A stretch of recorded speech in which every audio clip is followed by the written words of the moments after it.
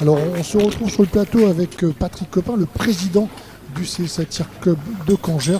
Patrick, merci de revenir nous voir un petit peu. On sait que tu es très occupé, que tu cours à droite, à gauche.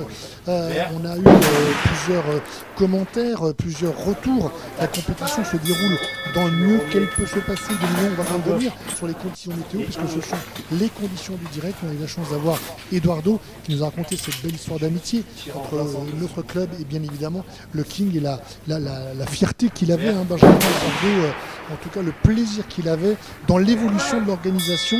Il est encore trop tôt pour crier victoire, je te connais bien, on criera victoire quand tout sera fini. Mais pour l'instant, tu as vu cette évolution, toi aussi. Finale ce matin du 2 miles, finale du premier miles, ça se passe comme tu veux? Pour le moment, tout est parfait. Pour le moment, tout est parfait. Là, en plus, on a de la chance avec la météo, je ne vais pas revenir là-dessus, mais on a une bonne météo. Mais tout se passe bien là. Jusqu'au résultat, je pense que tout va aller très très bien. Bien, donc on a une belle compétition et puis effectivement maintenant ça fait plusieurs années qu'on l'organise. On évoquait hier les possibilités, en tout cas d'étendre un petit peu ce champ du possible. On sait qu'aujourd'hui on est arrivé sur un volume qu'il faut raisonnablement ne pas dépasser. On le disait aussi avec Benjamin, les clubs de la défense, ils sont... Effectivement, ce sont les fers de lance de cette discipline. On l'évoquait aussi avec nos amis de Tirmag qui sont venus nous voir par rapport à la reconnaissance de notre fédération aussi. Mais malgré tout, ces petits clubs, Patrick, dont celui que tu présides, c'est aussi un vrai effort de guerre au quotidien, parce qu'il faut faire venir les gens, il faut faire venir le club. Et puis j'aimerais qu'on évoque un petit peu tous ces bénévoles. On l'a vu tout à l'heure, tu étais avec nous lors de la finale du 2 miles avec le dernier passage de nos amis Reynald et puis Mathieu. On le disait, c'est un travail au quotidien. C'est un travail au quotidien de longue haleine. Moi, je suis sur Cangers depuis 30 ans. On a développé le tir longue distance il y a quelques années. Benjamin a eu l'idée, parce que l'idée première de prendre contact avec Eduardo vient de Benjamin. Moi, j'ai validé. On est rentré là-dedans, mais on savait exactement ce qu'on voulait faire. Et moi, je sais où je veux aller. Là, on va arriver pour les concurrents au maximum du nombre d'inscriptions. Du nombre d'inscriptions. Maintenant, il faut arriver à les fidéliser en trouvant des attractions dans l'attente. Quand ils sont en attente de tir, quand il y a des choses comme ça. Et après, faciliter encore plus la vie de nos bénévoles. On a beaucoup de bénévoles du camp de Cangers, on a des bénévoles extérieurs. Et franchement, ils font un travail miraculeux. C'est absolument miraculeux parce que quand je vois que certains sont là depuis mercredi, jeudi, il y a montage de toute l'infrastructure, donc c'est quand même énorme. Parce que c'est pas des tentes, c'est pas des quechua qu'on monte, donc il faut faire les choses dans l'ordre. Je suis malheureusement ou heureusement, je suis assez exigeant. Quelquefois, je suis assez râleur si ça ne va pas comme je veux. Parce que il faut que ça fonctionne, tu as des responsabilités aussi. Exactement, mais c'est des gens qui travaillent, parce que c'est un travail, c'est du bénévolat, mais ils se donnent physiquement, ils se donnent après. Il y en a beaucoup, quand il y a des manuels qui montent les tentes, les mêmes, ils sont directeurs de tir. Où ils sont assistants directeurs de tir, où ils sont à l'appel des concurrents. Là, on a amélioré un peu le passage des concurrents, donc c'est beaucoup plus fluide. Mais c'est un travail sur toute l'année. Alors on va revenir un peu sur ce que tu disais. On va revenir, Patrick, sur ce que tu disais. Effectivement, et c'est aussi le souci, Benjamin, de notre club, de faire vivre et de faire patienter tous les tireurs. On le rappelle, on est pratiquement à 200 compétiteurs. Ça veut dire que pendant les tirs, les copains regardent, spotent, etc. Ils n'ont pas leur entrée sur le pas de tir, bien évidemment. Et pour le coup, nous avons mis en place de belles choses, puisque je le rappelle, c'est 3 grands écrans géants, 3 écrans géants, un sur le pas de tir du 2 miles, un sur le pas de tir du 1 mile et un, bien évidemment, sur le village partenaire. Donc c'est déjà des choses que tu as mis en place pour pouvoir faire profiter, et on l'a vu, Benjamin, les gens commentent, parce qu'on voit ça sur cet écran géant, un peu sous la pluie, un peu sous le vent, mais en tout cas on voit nos copains, on voit nos gens tirer. Je pense que les spectateurs qui sont aussi des compétiteurs, est-ce qu'ils peuvent prendre quelque chose de ce qu'ils voient? Est-ce qu'ils peuvent le capitaliser, Benjamin? On le capitaliser pour agrémenter, préparer leur passage. Je pense pas. Bon, il y a quelques indications quand on regarde les gongs, mais pas grand chose au final. Donc c'est pas vraiment une plus-value de regarder. Partage. Non, voilà, c'est ça. Si les gens regardent ces écrans, c'est parce que déjà par rapport à leurs résultats, ils veulent voir ce que font les autres, si c'est mieux, si c'est moins bien. Il y a de la curiosité. Et puis c'est leur passion. Donc forcément, ils regardent les autres, la place où ils auraient aimé être, ou l'arme qu'utilise le tireur. Bref, c'est juste de la passion en fait. Sans dévoiler, Patrick, ce que l'on prévoit pour 2025 et 2026, parce que je sais que tu as plein d'idées, mais donc on a déjà ces écrans géants qui permettent de suivre et pour le coup vraiment de vivre le challenge. On a ce village partenaire que tu as construit où on peut voir du matériel. On a eu beaucoup de nos partenaires, d'ailleurs la totalité de partenaires ont eu un moment pour échanger avec nous sur leur matériel. On a un food truck, ils peuvent manger, ils peuvent se restaurer, ils peuvent boire. Qu'est-ce qu'on peut faire d'autre, Patrick ? Là, c'est juste à souhaiter que la météo, malheureusement, c'est le seul paramètre qu'on ne peut pas maîtriser. Et c'est arriver à garder les gens soit sur le village des sponsors, après à trouver des sponsors qui ont du matériel innovant, à faire découvrir, des fusils, ils sont toujours friands. Peut-être des sponsors qui amènent des marchandises à vendre. Alors je sais que ça peut être un peu plus compliqué, parce qu'il y a des gens qui ont besoin de matériel et qui ont des difficultés à les trouver en commandant. Donc ils peuvent, si les partenaires ils ont du matériel à vendre, ils pourraient peut-être acheter sur place. Donc ça on peut en faire la publicité. J'ai parlé du 4000 mètres qu'on va mettre, du 4000 mètres qu'on va mettre en place l'année prochaine. Ça c'est acté et on pourrait avoir... Patrick, si tu permets, je veux bien qu'on fasse juste un petit focus là-dessus. Tu nous l'as annoncé hier, effectivement, avec Hugues, notre directeur de tir. Moi, j'aimerais bien qu'on revienne sur ce bonus, finalement, de 4000 mètres. Donc, une idée qui vous est venue, bien évidemment, à tous lorsque vous étiez aux US. Je vais l'expliquer. Une petite digression.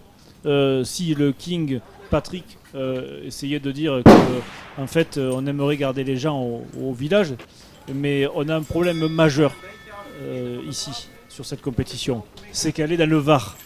Et donc nos étrangers et nos tireurs viennent souvent avec leurs épouses ou vice-versa, leur époux et leurs enfants. Ils disent « Bon, mon coco, tu fais ta compétition, mais quand tu as fini, tu rentres. Et on va aller à Saint-Tropez. » C'est vrai. Il ne faut pas l'oublier.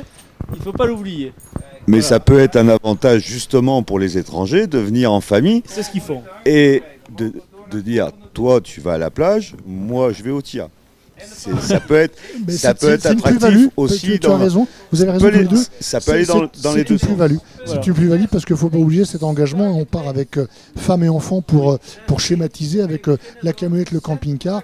Et puis, alors que ce soit la maman d'ailleurs ou le mari, puisqu'on a maintenant des belles féminines au sens propre comme au sens figuré qui performent sur notre pas de tir. Et il en faut un petit peu pour tout le monde. Alors Benjamin, revenons sur cette épreuve du 4000. Voilà, cette épreuve du 4000, avec Patrick et Hugues, on en a parlé suite à notre périple au Far West, à Raton, New Mexico, au Nouveau-Mexique, où en fait, en marge de la compétition, il y a une épreuve qui est le 4000, un peu plus de 4000 yards. En fait, ça dépend aussi de la position où on peut installer une cible. Et en fait, il y a un ticket d'entrée pour pouvoir participer à cette compétition qui va prioriser évidemment tous ceux qui ont déjà touché en compétition à 2 miles et ensuite les spotters voilà. Mais on verra pour peut-être faire développer le règlement à ce sujet, mais c'est d'essayer de faire une espèce de bonus comme aux États-Unis d'un tir à 4000 mètres avec seulement 5 cartouches et évidemment une limite de temps comme on a l'habitude de faire. 5 coups pour prouver que vous pouvez toucher une cible à 4000 yards. Et donc on sera, Benjamin, dans une vraie compétition, tu parlais de réglementation, en tout cas de règlement, ça sera une compétition supplémentaire qui sera offerte aux gens qui vont s'inscrire.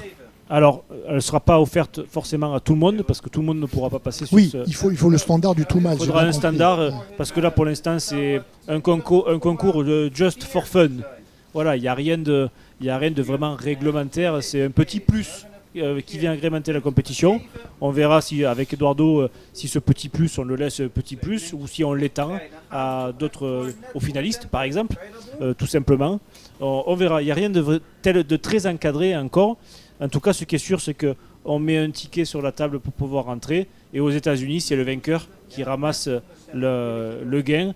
On n'a pas, nous, cette politique mercantile en Europe et encore moins en France. Quand on rappelle que tout ce qu'on fait avec Patrick, Hugues et moi-même, c'est de l'associatif, qu'il n'y a absolument rien qui va dans notre sens, qu'on le fait vraiment pour promouvoir la discipline, promouvoir le TLD et de manière altruiste. J'insiste parce que c'est le maître mot de notre engagement. Donc si demain on fait ce 4000 yards ou 4000 mètres, parce qu'on aime bien un peu, on est un chauvin métrique, évidemment que les revenus iront à une source caritative, c'est une évidence. Alors Patrick, on peut en parler, ça, hein, on l'a évoqué hier, on est dans le cadre associatif, Benjamin l'a souligné, on insiste là-dessus, personne ne fait de bénéfice, on s'investit corps et âme, et tu ne nous ménages pas, Patrick, mais c'est pour ça qu'on t'aime. Mais moi j'aimerais qu'on revienne sur le petit bénéfice que fait l'association lors de ce King. Qu'est-ce qu'on fait de cet argent ? On reverse une grosse partie aux blessés de guerre de l'armée française et il reste toujours un tout petit bénéfice et qui nous sert à financer d'autres compétitions, qui nous sert à avoir une avance de trésorerie par exemple pour les premiers achats, parce qu'à savoir, bon, c'est un budget pour nous qui est assez conséquent, mais pratiquement tout le budget y passe. Mais c'est un risque. Parce que s'il arrive encore la même chose qui est arrivée en 2019, où on avait exactement le même effectif qu'on a aujourd'hui, en 2020, on avait 90 inscrits au 2 miles et 120 pareil au 1 miles. Et le Covid est arrivé. Donc là, ça peut être fatal pour une association comme la nôtre. Hein. Non, parce que l'association... j'aimerais pas en arriver là, mais l'association, donc c'est le CSA Tir Rangers, mais il y a le CSA Rangers derrière qui assure nos arrières financièrement si jamais il y a un problème. Voilà. Donc il y a une prise de risque aussi malgré tout. Il y a une prise de risque, mais en général tout est calculé, tous les gros frais arrivent sur la fin. C'est un risque. Il y a toujours un risque, mais si on ne prend pas de risque dans la vie, je sais bien qu'on est dans une société aujourd'hui où on veut zéro risque. Si on se tord le pied en sortant du studio, je vais te faire un procès. Il y a des gens qui sont comme ça. Non, moi je le ferai pas, je te Non, mais je te... Qui ose gagne ou voilà. Darwin. Non, mais c'est la société. Non, mais tu as raison. Tu as Donc, raison, et c'est aussi cet investissement et cet voilà. engagement. Et si on veut sortir de notre zone de confort, voilà. on fait les choses que l'on fait. Et sans des gens comme vous, on ne serait pas ici aujourd'hui à commenter en direct des performances où des gens tirent à plus de 2 km avec des fusils. Quoi. Après, tout au long de l'année, l'année dernière, j'ai pas eu le temps de le faire parce qu'on a été très occupés. À savoir que l'organisation du King 1 Miles et 2 Miles 2025 se prépare à partir de certainement demain. C'est ça. On va déjà passer au bureau de la programmation pour réserver les dates. Les sponsors, c'est à longue haleine. Les inscriptions, c'est pareil. À savoir que quand on a les dates, en général, on réserve. Pour cette année, on avait un seul créneau. On avait un seul créneau. Et on a eu la fixation de la date au mois de novembre. Parce que le créneau, c'est pas parce qu'il est réservé. Non, mais ça, on l'a évoqué, bien évidemment. Compliqué. On a bien parlé, Patrick, on a expliqué les tenants et les ok. aboutissants concernant les difficultés du camp, le Bien grand sûr. taux de fréquentation. Bien sûr. Voilà, Et la chance que nous avions malgré tout d'avoir, Mais de l'obtenir Exactement. ce créneau. Hein. Et la confiance que nous accordent les autorités militaires Tout à fait. et le fait qu'ils nous suivent chaque année, on arrive à trouver des solutions pour organiser cet événement. On va retourner, Patrick, sur la compétition, et je sais que tu vas aussi retourner sur le terrain.